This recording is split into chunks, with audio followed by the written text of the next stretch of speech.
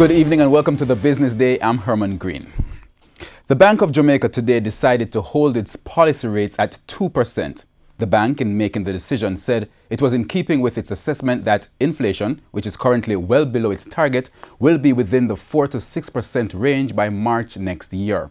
It also says maintaining the rate reinforces the positive outlook on the economy, with growth at 2.2% in the June quarter, that being faster than projected. The dollar continues to gain strength, closing today with the greenback selling for $134.47. The Canadian dollar is going for $105.10. The pound sterling costs $175.14, while the euro is going for $156.43. ISP Finance says it raised $75 million from private lenders. The loans are scheduled to be repaid in 36 months. The proceeds will be used to finance portfolio growth.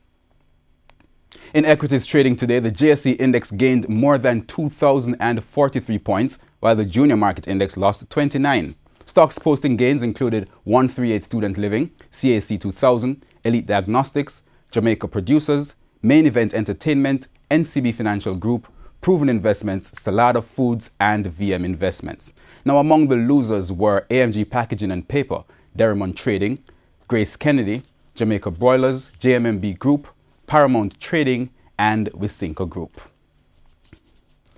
The Horizon Carnival Cruise Line's newest and biggest ship arrived in Ocho Rios today.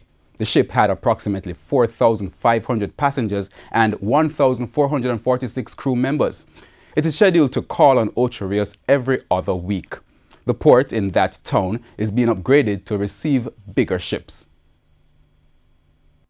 A number of changes have been made, including the upgrade of the main terminal, the changes to Turtle River Road, the fishing village. Now we are introducing or upgrading the Reynolds Pier, all to make sure that we can both accommodate your largest class vessels here, but also to ensure that the guest experience is improved. The presence of the Horizon brings perhaps the largest ship ever to come into your waters on a routine basis. It's possible that you might have had a stop or so, Professor. You can guide me on that.